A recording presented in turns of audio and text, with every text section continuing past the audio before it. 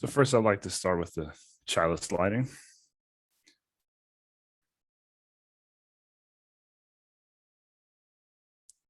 We light this chalice so that we may confront the reality of our journey. All the blessings and joys, all the sorrows and grief. Let this light illuminate our deeds, our promises, and our spirits. And the second candle is for the children. May we embrace our history so they can learn from it and work towards making a path for them to be proud of, but also resilient. So good morning again to all. I'm Julio Torres, and today's theme, what Unitarian movie would you make?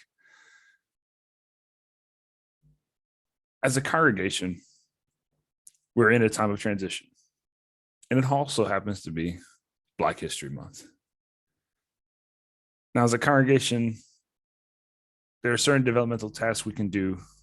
One of them is to come to terms with our history. There is a collective identity we must engage with, and we must ask ourselves, how are we shaped by it? As well as, how do we shape it? Now, if you're new or a visitor, maybe contemplate about your expectations of being here. What issues have you had in the past with faith groups? And for those who have been in here a while, maybe contemplate that, but also reflect on your first experiences here and everything that's happened since. Again, who are we? Who do we want to be? And also, what have we been to each other? Now, to do that, I'll mention quite a few things in which I hope you can reflect on, but also I hope that we take the time to discuss as a group, not just today after service, but also months to come. So for our reading today, I'm going to be doing something a bit unorthodox. But years ago, I was at uni and I was doing my degree in history, and we happened to have this event to recognize Elie Wiesel, a man who had already won a Nobel Peace Prize. He didn't need our award, but we were like, hey, we're going to honor this guy. And James Earl Jones was there, and he read from Wiesel's book, Night, which dealt with Wiesel's experience of the Holocaust. It discusses a bit of his sense of collective identity. It reflects on his history, a bit of spirituality. But this recording I've had on my phone for ages. I was like, I'm going to put this thing on YouTube. I want to share it with y'all. And, for me, it's an homage to one of the most glorious orators in history, in my opinion, and certainly one of my favorite Black actors. And it shows the power of what happens when one comes to terms with their own history, collective history, and how one decides to tell it. So I'm going to share my screen again and play this recording. And I apologize because I think at the time, my wife and I had a bit of a cough, so that's going to be interspersed throughout.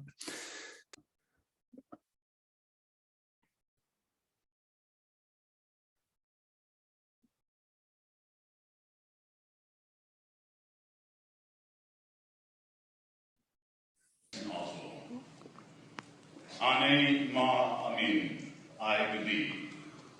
I believe in the coming of the Messiah.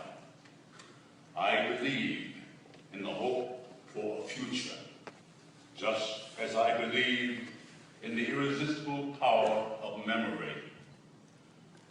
A Hasidic legend tells us that the great Rabbi Israel Baal Shem Tov, master of the good name, also known as the Best, undertook an urgent and perilous mission. He wanted to hasten the coming of the Messiah. the Jewish people, all humanity, was suffering too much, beset by too many evils. They had to be saved, and swiftly. For having tried to meddle with history, the best was punished. He was banished along with his faithful servant to a distant island. In despair, the servant implored his master to exercise his mysterious powers in order to bring them both home. Impossible, the best replied. My powers, my mystical powers have been taken from me. Then please, say a prayer, recite a litany, make a miracle.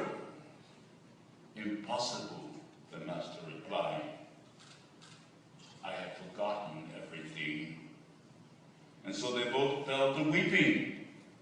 Suddenly the master returned to his servant and asked, my friend, remind me of a prayer, any prayer.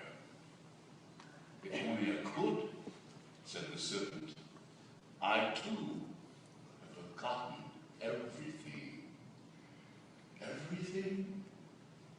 Absolutely everything? Everything, said the servant. Except what? Except the alphabet. At that, the best cried out joyfully, then what are you waiting for? Begin reciting the alphabet, and I shall repeat after you.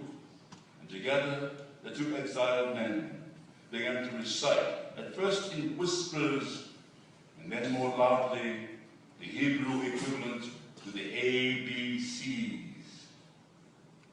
Aleph, Bet, Gimel, and over again, Aleph, Beth, Gimel, and each time more vigorously, more fervently, until the best ultimately regained his memory and thus his powers. I love this story, for I love stories. But I especially love this one, for it illustrates the messianic exaltation and expectation which remains my own.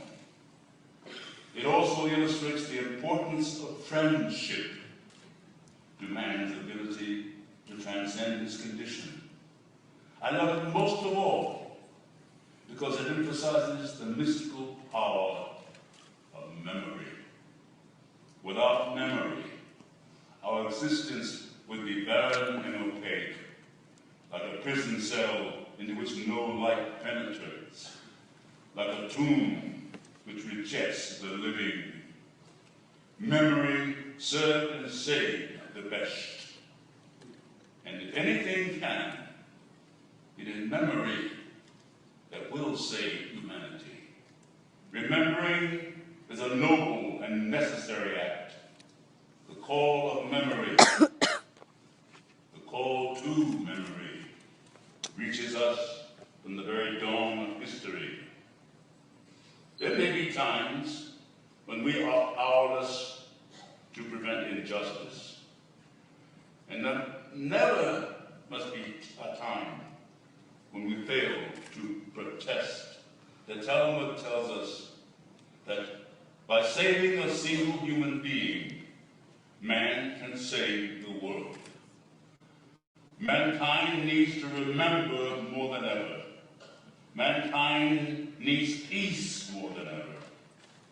For our entire planet is in danger of total destruction, a destruction only man can provoke, only man can prevent. Mankind must remember that peace is not God's gift to his creatures. It is a gift, our gift, to each other.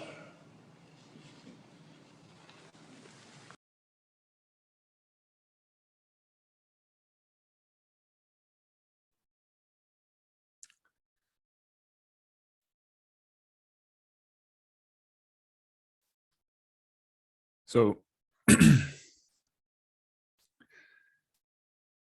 James Earl Jones is one of my favorite actors. And granted, I know him more for his voice, Star Wars as Darth Vader, Mufasa in Lion King.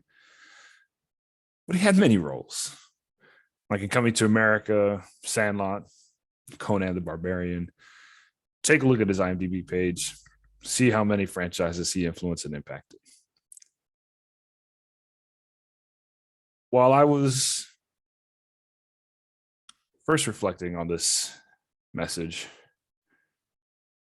I contemplated using the movie Conan the Barbarian as a foundation because it had, I think, a few interesting quotes that I thought we Unitarians could reflect on.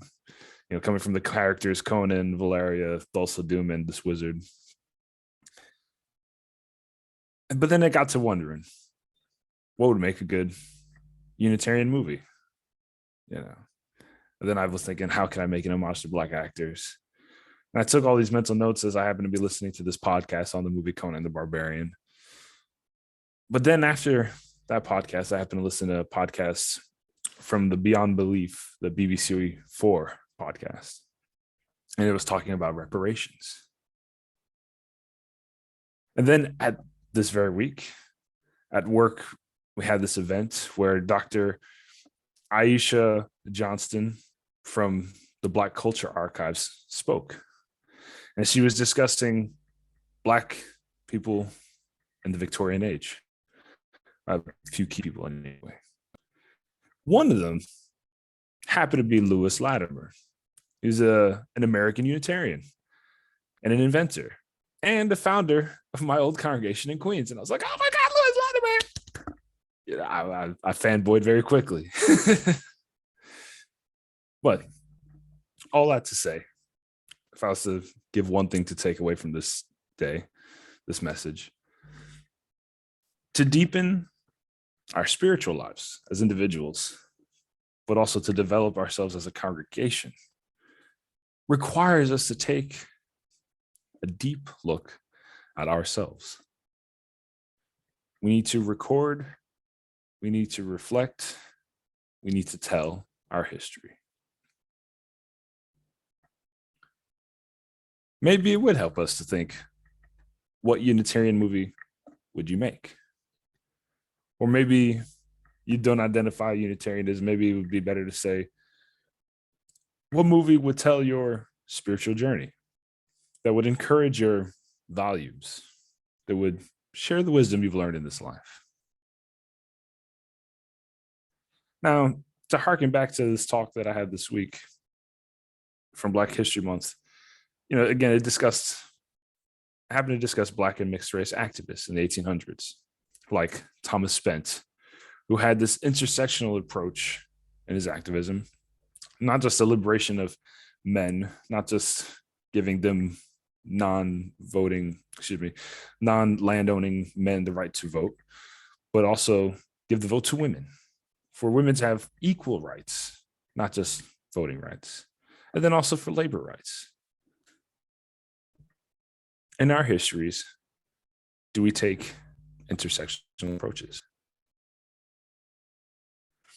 And in taking that approach, not to take away from Black History Month, but those very activists also happen to call out the British Empire, British colonialism, and that still impacts the world today.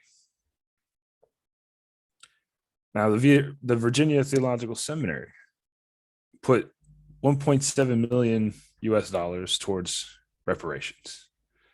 They give out 1,000 a year to each of the descendants of those who happen to be enslaved by the institution and toiled there. They also let these descendants use the institution for things like free lunch, free use of the library, and to take classes for free. Now, in my opinion, it's a small step in the right direction, as we live in a society dominated by money, dominated by white supremacy, dominated by privilege. So many things is dominated by.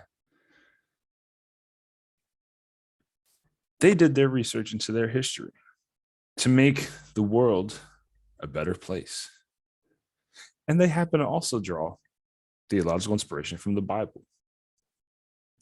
In the book of Ezra, The Persian king Darius made reparations to Israel as they asked for it, the Israelites.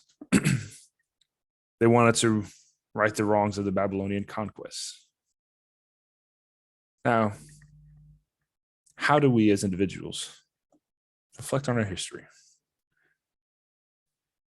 What about wider lens as a congregation or as a faith group? How does our history intersect with how we Black history? We need to look at that at some point. I strongly believe, and I say this time and again, it's probably getting old by now, but I'll keep on saying it. I believe in the words of Reverend Dr. Martin Luther King Jr., who said poverty, racism, and militarism are the tripartite evils, and we cannot end any of them without addressing all of them. When we address our history, I certainly think we can be proud as a congregation of our monument outside to peace, to globalism. That certainly addresses the militarism aspect. How can we do the same for racism? Certainly, as we reflect, we should start with the Black and African lens. But it should continue, in my opinion, to all those touched by the British Empire, or forcibly. You know, if they touched the Middle East, it touched India, Hong Kong, Australia, the Caribbean, so many places. And people talk about America as a separate thing, but its roots were British colonization and imperialization. The UK at the moment spends 48 billion on defense. Even after that economy tanked, they happen to say that they're hoping to spend by 2030 100 billion a year on defense. Why not help the poor? Why not help the oppressed? Anyone impacted by the cost of living crisis? And more importantly, well, at least for this month, what I would think for all time, reparations. The UK doesn't reflect on its past. I think it should. And I certainly think we Unitarians should as well. We're a spiritually diverse group, us Unitarians. I think we can agree that oppression has no place in our spirituality and our values. Because at least in my opinion, the divine wants humanity to have balance and harmony. When I pray, when I meditate, these oppressive norms have no place in my relationship with the divine, nor any place in the world that the divine has relationship to, which my assumption is everybody. When we come to terms with our history, when we figure out our spiritual roots to guide us in the future, we have to think about identity. Who are we? Who do we want to be? Who are we perceived to be? And perception is a key thing, as we are perceived by some Christians to be spiritually void. If they even know we exist, we might be imperceptible. We might be perceived as middle class and elitist by some. But is that who we are? Is that who we want to be? Is it accurate to us here at Lewisham? Maybe, maybe not. Don't know. You know, maybe we're majority white. And even though I'm Latino, that category doesn't exist on the UK census, so I put other, but I'm still white passing. You know, I'd take the words that my friend said to heart. He said, some of us Latinx may not have full white privilege, but some of us have light skin privilege. Some of us Latinx look more Black, Afro-Latino. Some of us look more indigenous looking. Some of us more Arab looking. I admit it. I'm white looking. That's the fact. And it's one of those things that may not be stoically accurate to say, but unfortunately in this world, appearances matter. It's a shame.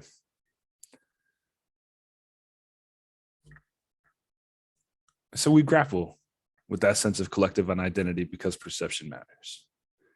Even if we try not to have labels and we try to avoid them, people will place them on us and judge us regardless if there's evidence or not. And our history forms our collective identity. We will have a collective identity based on all of our identities plus ones people associate with our faith group. But in our identity, we have to ask, are we evangelical? Are we religious? Are we spiritual? Have we thought about the differences? I hope at some point in the next few months to ask for your input in a census of sorts. But for now, I ask you to take the time to reflect on your history. Think about how you would tell it if you were open to sharing it. Now, my old congregation, the Unitarian Universalist Congregation of Queens, was proud of their ties to Lewis Latimer. He was a black man, an inventor, a poet, a sailor in the Navy, son to enslaved parents, and I'm sure he identified as so many more things. And we were proud that he was the founder of our congregation. What do we know of our history as a congregation? Or individually, do we know about our family history? I personally don't know nothing beyond my great-grandparents. It's something I need to look into. And do we engage in our personal history? Now, if we were to have a movie about this congregation, I ask you, would it be a documentary? Would it be a series of dramas spanning from the founders to the present? Would it be an action movie, reality TV show, maybe a sitcom? Would we talk in iambic pentameter on some Shakespearean level excellence, or who would score the soundtrack? Would it be comedy? Would there be montages? Would there be romance? What would the movie be like? But also, who would we leave out of it? Who would be in the credits? Now, I thought I was going to share my kind of movie that I'd make that'd be Unitarian, but it wouldn't be a historical one, so I still need to reflect on it. But if I were to make a Unitarian movie, it'd be a cyberpunk sci-fi that opened us with Martin Luther King's words from his sermon Beyond Vietnam. It'd be interspersed with clips of sci-fi adventure, dystopian world ruled by corporations. Unfortunately, it's becoming too much of a potential reality.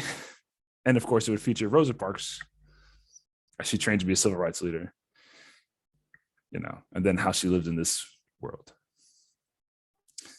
Oh, I don't know. Anyway, have fun with it. Spirituality should be as serious as it is fun. So go forth. How we tell our story and having fun is just as important as being grounded in reality. But still, I have a good time. There's things, what I call famous Black stories, like The Lion King or the movie Black Panther. Now, these stories are about African audiences, Black audiences, the Black identity. And yet their music had white composers who worked with Black musicians.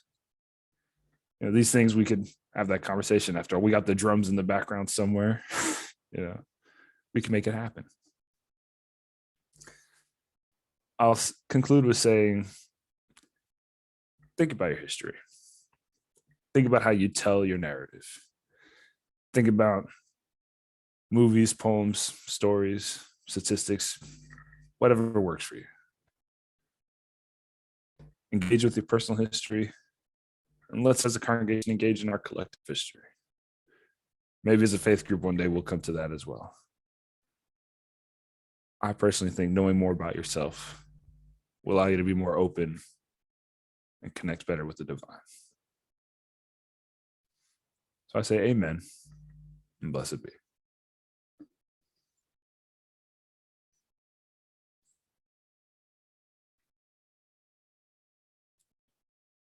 So the next part of our worship service is the spiritual moment. And so what I'm going to do is give us a minute of silence and then play a song. Now, this minute of silence and in this music, I'd ask you to meditate on your personal history. Spoiler. Meditate on your favorite movies, your TV shows, meditate on those favorite things you enjoy recreationally that tells narrative. Maybe it's a sports match you connect to. I don't know. Whatever it might be. Reflect on your experience of the congregation. You reflect on the intro, the climax, the ending, key character development, genres of music. Again, just let this be the start of your journey of reflection. Now, I'll go into the silence, but before I do that, because I just want to go straight into the music, I'll be playing a piece performed by Julian Joseph, a Black musician who is in turn playing a musical piece by a Black composer from 1875, Samuel Coleridge Taylor, mixed race British man. His mother's British, his father's from Sierra Leone. And that piece is called Deep River. So meditate, reflect, dance, do what you got to do.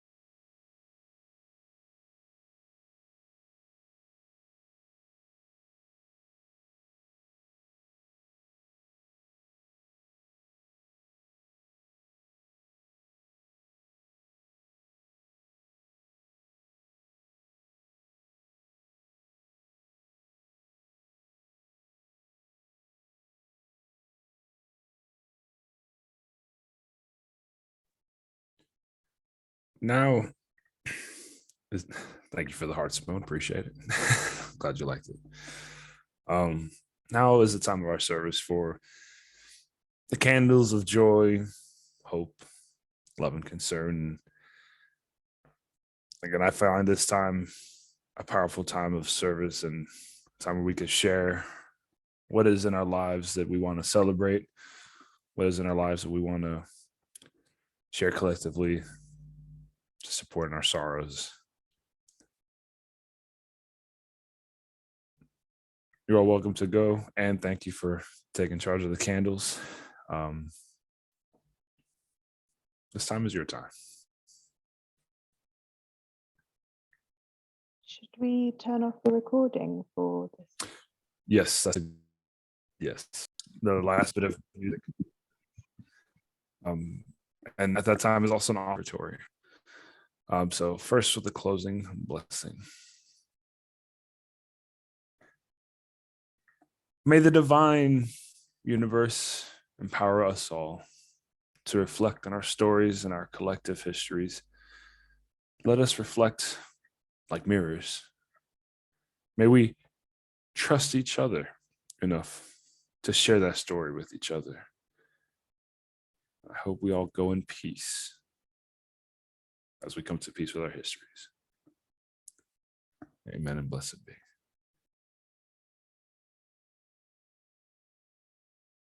And for this last closing song, which is also going to be our offertory time. So I think all of us are digital. So if you haven't seen the links on our website, please do so. No donation required, but always appreciated. This last song from the movie Black Panther. It's a lovely piece. it's as they fly into Wakanda and they see this lovely city. One of the better portrayals uh, of Black excellence, uninhibited by colonialism and oppression. And I think it's magical to see what the beloved community could look like from a Black lens. So I will share my screen and then we'll finish the service.